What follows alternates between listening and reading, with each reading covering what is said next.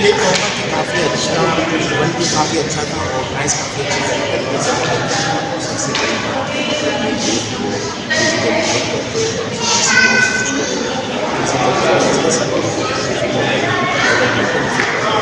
So, si tingnan mo dyan, No, no, no, no. ulit Duro yan, duro yan. यहाँ के अंदर हर चीज़ के मामले आप बिजनेस के लिए जा सकते हैं या किसी भी फील्ड में हो चाहे मुझे लगता है हर फील्ड में होगा उसके लिए बेसिक आप जो भी उस स्पोर्ट्स में भी आएंगे जिसके लिए वो फिजिकली फिट है मुझे लगता है कि अपने हर चीज़ में वो कामयाब हो गए।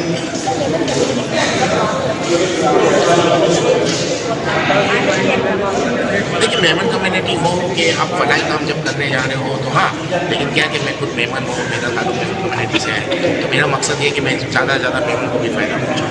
और बाकी कम्युनिटी अभी अपने मेडिकल कैंप हम लोग लगा रहे हैं जो कि फरमानी फाउंडेशन और शहरी को जो भी मेडिकल कैंप लगा रहे हैं तो उसमें नॉन मेमन मेमन सब होते हैं। तो ऐसा नहीं है कि सिर्फ मेमन के लिए, हाँ मेमन के लिए ज़्यादा मैं प्रेफरेंस इसलिए कर रहा हूँ कि नहीं अब अगर अपनी कम्युनिटी को सबसे ज़्यादा सपोर्ट करना चाहिए, घर से हर चीज़ शुरू होती है और मैं समझता हूँ कि जो अपनी कम्युनिटी के लिए कुछ नहीं कर सकता तो वो किसी के लिए कुछ नहीं कर सकता। हाँ मेमन कम्युनिटी को सपोर्ट करना चाहिए, दूसरी कम्युनिटी को भी सपोर्ट करना चाहिए, हर किसी को सपोर्ट करना चाहिए, लेकिन अपनी कम्युनिटी से स्टार्ट लेना चाहिए।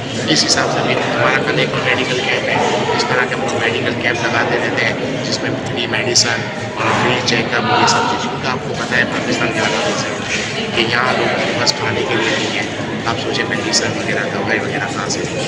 और अलहमदुलिल्लाह इसी वजह से हम लोग हर उस इलाके में जाके मेडिकल कैंप लगाते हैं जहाँ लोगों के पास वसाइल नहीं है। और कितने इलाके तो ऐसे हैं जहाँ हमने मेडिकल कैंप लगाए वहाँ एम्बुलेंस ही नहीं जा सकती, कितने इलाके ऐसे हैं जहाँ फार्मेसी नहीं है पूरे इलाकों में। तो आप सोचें कैसे हालात है हमारे मुल्क के, हम मेडिकल कैंप लगाते रहेंगे इंशाअल्लाह।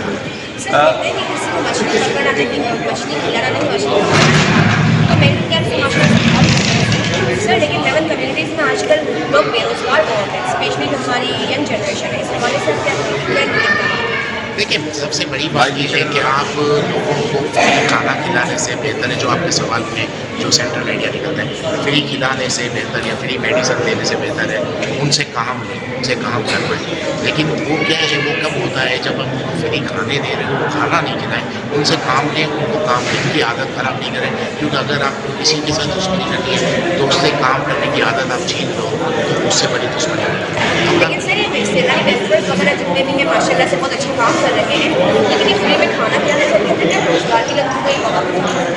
देखिए सेलानी वेलफेयर के हवाले से या मुझे बाकी जिनके मुझे जहाँ तक मुझे मालूमात है कि ये जो खाना खिलाना है फ्री, ये बाद में अभी उन लोगों ने अपना स्टेप भी खुले स्टेप भी लिए हैं कुछ कि एजुकेट कर रहे हैं, लोगों को तालीम दे रहे हैं। लेकिन लोगों को तालीम दे रहे हैं, मुझे मेरा मकसद ये नहीं है कि मैं छोटी छोटी इंस्टीट्यूट खोल लेनी चाहिए जहाँ लोग बच्चों को ट्रेन करना चाहिए, लोगों को ट्रेन करना चाहिए और ट्रेन भी इस तरह करना चाहिए कि जो आने वाला वक्त है, आने वाला वक्त इस तरह की तालीम चाहिए, जिस तरह की टेक्नोलॉजी आ गई उस टेक्नोलॉजी के हिसाब से अगर हम अपने यूथ को अपने लोगों को ट्रेन करेंगे तो ये कोई भी मुल्क तरक्की उसी सूरत में करता है कि उसकी अफरादी कुव्वत ट्रेन होती है। जब हम अपनी अफरादी कुव्वत को सही तरह से ट्रेन करेंगे तो सीधी बात है जो आपका सवाल है कि प्रॉब्लम भी सॉल्व हो जाएगी, मछली पकड़ने वाली बात है। तो मकसद कहने का ये है कि अपनी अफरादी कुव्वत ट्रेन करें, आने वाले वक्त में किस तरह की जॉब मिलेंगी, किस तरह का काम निकलेगा, उस एडवांस टेक्नोलॉजी के साथ तालीम देनी चाहिए। सर टेक्नोलॉजी से याद आया कि मेमन कम्युनिटी बच्चों को टेक्नोलॉजी के हवाले से क्या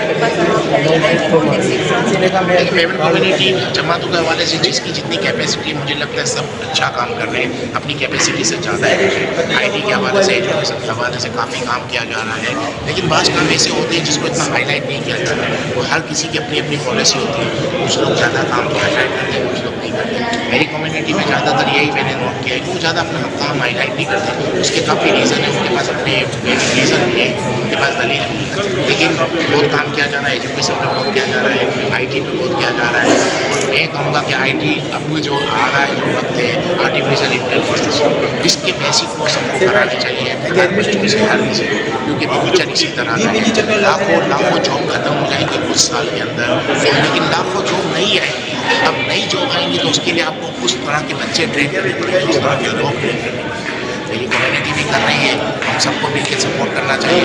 हर किसी के जिसके पास अगर कुछ वसाइल है तो हर किसी को इस तरह पे काम करना चाहिए, इस तरह के लोगों को ट्रेन करना चाहिए कि वो आगे जाके अपना सर्वाइव कर सकें। तो सर इसका मतलब ये कि नेक्स्ट जो आपका एग्ज़ाम होगा वो आपका मेडिकल कैंप साइड में होकर अपनी कम्युनिटी के जो बच्चे हैं उन्हें बुनियादी तौर पर आईटी या फिर टेक्नोलॉजी से मुतालिक मालूमात या फिर एजुकेशन फराहम करना होगा।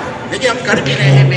मेरा एक ताल्लुक में lemon leadership forum UA chapter से मैं वहाँ का चेयरमैन हूँ। अभी हमने एक अमेजोन का कोर्स वगैरह करवाया है सबको वर्ल्ड वाइड दुनिया के जितने भी बल्कि स्टूडेंट इसमें नॉन लेमन पूरी दुनिया के भी बच्चों को हमने ट्रेन अमेजोन के हवाले से। अब मुझे लगता है अभी मुझे आज सैटरडे कल संडे आखिरी सेक्शन है 15 क्लास है कल कंप्लीट हो जाएगी। तो जहाँ तक मेरा अंदाज़ा है जिन्होंने भी ये 15 क्लास है मुझे नहीं लगता उनको कोई कमा नहीं सकती, कोई सब छोटी ईजी नहीं कमा सकती। इसी तरह मैं आगे भी सोचा है कि आर्टिफिशियल इंटेलिजेंस के जो बेसिक कोर्स है मतलब वो भी करवाएंगे, वो भी इसी तरह होगा कि दुनिया प्रोजेक्ट जो है अगर आप आज बच्चों को आज आप किसी टीचर को भी इस रेंज में देना चाह रहे हैं और टीचर को ये ट्रेनिंग नहीं दी कि वो स्कूल में आकर बच्चों को स्कूल खराब उसको ऑनलाइन तालीम सिखानी पड़ेगी। क्योंकि पाकिस्तान के साथ प्रॉब्लम ये है कि हमारे 10% या 12% लोग ऐसे टीचर हैं जो ऑनलाइन पढ़ा सकते हैं। हमको उनको ट्रेनिंग देना पड़ेगी, टीचरों को ट्रेनिंग देने की काफ़ी ज़रूरत है और इंशाअल्लाह जितना हमारी कैपेसिटी में हम लोग करेंगे, लेकिन जो मैं बता रहा हूँ इस पर वर्क करना पड़ेगा और उस पर करेंगे। Thank you sir, thank you sir. मजी सर सवाल सर क्या कहना चाहेंगे? बेटा आज का जो सेरेमनी हुई है मैं समझता हूँ कि जब लोगों को ये एहसास हो जाए माँ बाप कि सिर्फ किताबी इल्म जो है वो काफ़ी नहीं है, किताब के जहन के अलावा इंसान का हर अज़ा जो है वो सही वर्किंग करना चाहिए। बिल्कुल ये ड्रैगन कराटे जो है इससे सबसे ज़्यादा फ़ायदा ये कि जहन तो बच्चे का बहुत अच्छा होता है, लेकिन जहन के साथ साथ जिस्म अगर अच्छा है ना तो ज़रूरी है। और इस चीज़ को महसूस करते हुए यहाँ मैंने अपना ये ऑडिटोरियम जो मेरे पास हलारी की तरफ से मेरा मिला हुआ है, मैं इसी ऑडिटोरियम को इनको मैंने फ्री क्लासेस लगाता हूँ और फ्री क्लासेस के अलावा इन बच्चों को पढ़ने के लिए पढ़ने के लिए जो कुछ भी उनको मदद चाहिए दरकार होती है मैं करता हूँ। आज मैंने छोटे छोटे बच्चों को देखा जिस तरीके से मैंने यहाँ पर वो अपना वो डेमोन्स्ट्रेशन दिया, मेरा दिल खुश हो गया। 15 बच्चे दाखिल हुए, 25 बच्चे अगली दफ़ा इंशाल्लाह आप देखेंगे इकबाल जैसे लोग माशाल्लाह आगे बढ़ रहे हैं, मदद कर रहे हैं। तो अगली दफ़ा इंशाल्लाह यहाँ पर 100 बच्चे जो है ना वो दाखिल होंगे। और आप लोगों का शुक्रिया, आप लोगों का सबसे बड़ा वक़ार है कि सबसे ज़्यादा हम लोगों को जैसे लोगों को नुमाया करने में आप लोगों का बहुत बड़ा किरदार है। तो मैं तमाम मीडिया वालों का शुक्रिया। Thank you so much sir, thank you. मोहतरम सिद्दीक सवार पटनी साहब मारूफ समाजी शख्सियत हैं, हमारे दरमियान मौजूद हैं। आज यहाँ ड्रैगन कराटे की तकरीब में आप तशरीफ़ लाए, किस नज़र से देखते हैं इन बच्चों को आज मेडल पेश किए गए, इनके लिए तकरीब का एहतमाम किया गया, आप क्या समझते हैं जो ये मोइन साहब कराटे का काम कर रहे हैं इस बारे में क्या फ़रमाएँगे? बिस्मिल्लाहिर्रहमानिर्रहीम।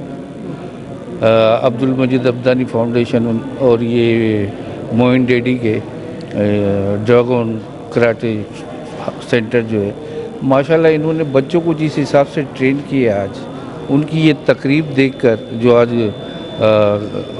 इन्होंने मुनक़िद की थी कराटे की बच्चों को लिए इनकी हौसला अफजाई के लिए उन्हें मेडल दिए, उन्हें शील्ड दी और वो सर्टिफिकेट्स जिस हिसाब से दिए और उनके चेहरों पर जो खुशी देखी वो काबिल दीद थी। तो आज की ये तकरीब माशाल्लाह जिसमें हमारे इकबाल एडवानी साहब, अब्दुल मजीद अब्दानी साहब के अलावा बहुत सारे गरा कदर शख्सियत मौजूद थी, इनकी सबकी मौजूदगी में इन बच्चों की हौसला अफजाई की गई। मैं मोइन डैडी साहब का बहुत ही मशकूर और ममनून हूँ कि उन्होंने मुझे भी याद किया और मुझे यहाँ बुलाया और जिस हिसाब से ये प्रोग्राम कामयाब रहा और देखकर बहुत खुशी हुई। अल्लाह ताला इसी तरह इन बच्चों में हौसला और हिम्मत दे और ये पढ़ाई के साथ साथ अपनी जिस्मानी फ़िज़िकली ट्रेनिंग भी करते रहे, तो जो फ़िज़िकली फ़िट होगा वो इंशाल्लाह वो बच्चा ज़हनी तौर पर भी फ़िट होगा और पढ़ाई में भी आगे होगा। तो बड़ा अच्छा लगा इन बच्चों को देखकर। आप लोगों का बहुत बहुत शुक्रिया, जनाब अमीन साहब का, जनाब सईदी साहब का और हमारे दोस्त सलीम चौगरा साहब का। जो हर तकरीब में नज़र आते हैं और कवरेज करते हैं। जज़ाकल्लाह, बहुत बहुत शुक्रिया। अल्लाह आप सबको खुश रखे। ठीक है जी, शुक्रिया आप।